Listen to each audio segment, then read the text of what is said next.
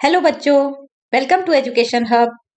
आज हम कक्षा दूसरी की हिंदी की पाठ्यपुस्तक सारंगी का पाठ 2 करेंगे, जिसका नाम है घर। अब घर जैसा आप सभी को पता है, घर क्या होता है? जहां पर आप रहते हैं। 4 दीवारें और छत मिलकर एक घर बनाती हैं, जिसमें आप रहते हैं अपने परिवार के साथ। तो चलिए इसे शुरू करते हैं। पापा क्यों अच्छा लगता है अपना प्यारा प्यारा घर। अब बच्चा अपने पापा से पूछ रहा है कि पापा, जो घर है हमें क्यों प्यारा लगता है। घूम घाम लें, खेल खाल लें, नहीं भूलता लेकिन घर। यानी कि हम चलो सुबह निकल गए घूमने के लिए, शाम को घर आ रहे हैं या खेलने चले गए हैं, खेलने पर हमें आखिर में अपने घर जाना ही पसंद होता है। जैसे पापा लोग ऑफिस जाते हैं, मम्मी लोग ऑफिस जाती हैं या बच्चे स्कूल जाते हैं, तो आखिर में क्या होता है? लौट कर तो अपने घर ही आते हैं, है ना। नहीं आपको लगता पापा है माँ की गोदी सा घर। अब इसमें जैसे एक छोटे बच्चे को अपनी मम्मी की गोद में रह के जो आराम मिलता है, जो प्यार मिलता है, तो बच्चा क्या कह रहा है? ये घर भी उसी तरीके से है। आप अपने घर में जब जाते हैं आपको बहुत सुरक्षित महसूस होता है, किसी का डर नहीं लगता, है ना। तो उसी तरीके से उसने बच्चे ने बोला है कि जो घर है वो माँ की गोदी जैसा लगता है। प्यारी प्यारी ममता वाला सुंदर सुंदर न्यारा घर। थक कर जब वापस आते हैं कैसे बिछ बिछ जाता घर। खिला पिला आराम दिलाकर नई ताजगी देता घर। यानी कि जब भी आप थक जाते हो तो आपको क्या मन करता है? ऐसा तो नहीं मन करता ना कि चलो मैं और घूम लूं या मैं और खेल लूं। क्या होता है, जब थक जाते तो हमें लगता है कि हम जल्दी से अपने घर पहुंच जाएं और वहां पर जाकर आराम करें। तो ऐसे ही जब हम थक कर वापस आते हैं तो हमारे घर में हमको ऐसा लगता है कि हमारा घर हमको कितना प्यार करता है, हमारा स्वागत कर रहा है। और अपने घर में बैठकर जब हम खा पी कर आराम करते हैं तो अगले दिन एक नई ताजगी के साथ उठते हैं। ठीक है ना। तो इसमें आपको घर के बारे में बताया गया है। अब जिस प्रकार हम लोगों के घर होते हैं ऐसी जानवरों के भी घर होते हैं। तो क्या होता है, चिड़िया, जब आपने देखा होगा सुबह सुबह चिड़िया पक्षी जो भी होते हैं सारे के सारे अपने घरों को छोड़कर दाना चुगने या फिर तिनके बुनने, जैसे कि अगर उन्हें घोंसला बनाना है तो तिनके लेने, ऐसे इकट्ठे करने चले जाते हैं। और शाम को क्या होता है, वो भी हमारी ही तरह लौटकर अपने घोंसलों में आ जाते हैं, अपने घर में आ जाते हैं। आपने कभी देखा है जानवर रात को कोई पक्षी उड़ता हुआ या कोई कीड़े मकोड़े घूमते हुए? ये सब के सब जो होते हैं रात को अपने घरों के अंदर आ जाते हैं, क्योंकि घर के अंदर हर किसी को सबसे ज्यादा सुरक्षित महसूस होता है। ठीक है बच्चों, तो ये हमारी कविता समाप्त होती है। इसे आप मात्राओं के साथ अक्षरों को जोड़ जोड़ कर पढ़ने का प्रयास करें। अब आ जाते हैं इसकी एक्सरसाइज में।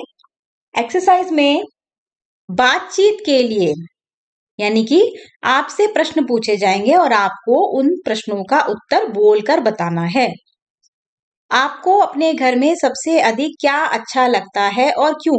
अब इसका उत्तर हर किसी बच्चे का अलग अलग हो सकता है।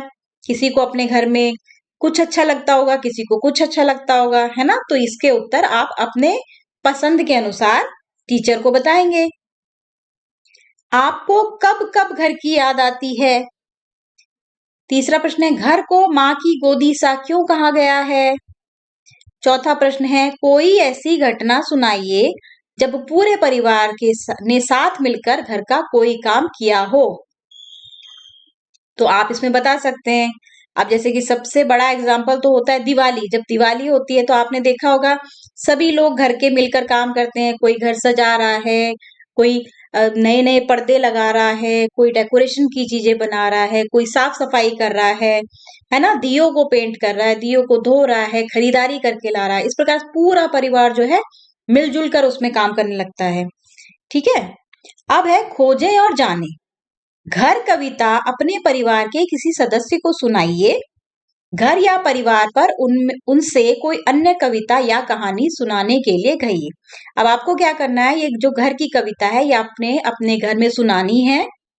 मम्मी पापा भाई बहन जो भी घर में दादा दादी रहते हैं उनको सुनानी है और उनसे भी कोई कविता सुननी है, क्योंकि उन्होंने भी अपने समय में घर या परिवार पर कोई कविता पढ़ी होगी, कोई कविता सुनी होगी, तो वो आपको सुनाएंगे। फिर आप उस कविता को याद करके अपनी कक्षा में सुनाइए।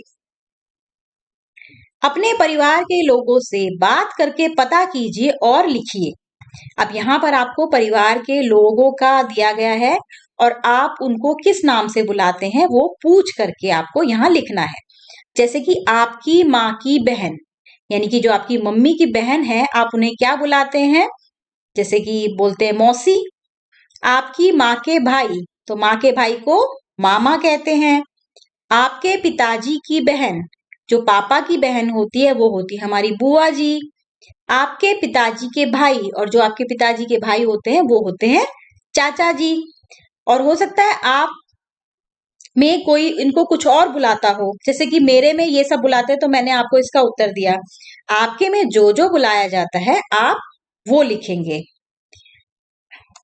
अब बच्चों इसके आखिर में मैं इसकी एक्सरसाइज का आंसर डाल दूंगी पेज में, आप लोग उसमें से नोट डाउन कर लीजिएगा और या फिर पॉज करके आप स्क्रीनशॉट ले सकते हैं। तो ये देखिए, ये एक्सरसाइज का आंसर है।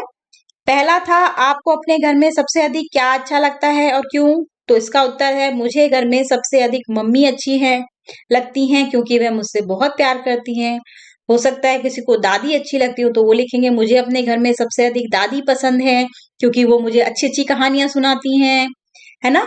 या फिर किसी को दादाजी पसंद होंगे, तो वो लिखेगा कि मुझे घर में सबसे अधिक अपने दादाजी पसंद है, क्योंकि वो मुझे पार्क ले जाते हैं या मेरे साथ खेलते हैं या मुझे अपनी समय की बहुत अच्छी अच्छी कहानियां सुनाते हैं। ठीक है। दूसरा प्रश्न पूछा गया था कि आपको कब कब घर की याद आती है? तो इसका उत्तर क्या हो सकता है कि जब भी मैं अपने घर से बाहर होता हूं तब मुझे अपने घर की याद आती है। तीसरा प्रश्न था, घर को माँ की गोदी सा क्यों कहा गया है? जैसे माँ की गोदी में सारी थकान दूर हो जाती है, वैसे ही घर में पहुंचते ही सारी थकान दूर हो जाती है। ठीक है। या आप कह सकते हैं कि जैसे माँ की गोद में आदमी सुरक्षित महसूस करता है, उसी प्रकार जब अपने घर पहुंच जाता है तो आदमी अपने आप को सुरक्षित महसूस करता है, उसे कोई डर नहीं लगता। कोई ऐसी घटना सुनाइए जब पूरे परिवार के साथ मिलकर घर का कोई काम किया हो। जैसे कि अभी मैंने आपको बताया दिवाली त्योहार, दिवाली जब बड़ा त्योहार है उसमें सब लोग मिलकर काम करते हैं घर का। ठीक है। तो इसी प्रकार इसमें कविता का उत्तर दिया गया है। आप अपने घर में परिवार के सदस्यों से पूछकर उसका उत्तर अपने आप लिख सकते हैं। नेक्स्ट उत्तर मैंने आपको बता ही दिया था। आपकी माँ की बहन मौसी जी, आपकी माँ के भाई मामा जी, आपके पिताजी की बहन बुआ जी और आपके पिताजी के भाई चाचा जी। बाकी अगर आपके परिवार में इनको किसी अन्य नामों से बुलाया जाता है तो आप उत्तर में वो लिखेंगे।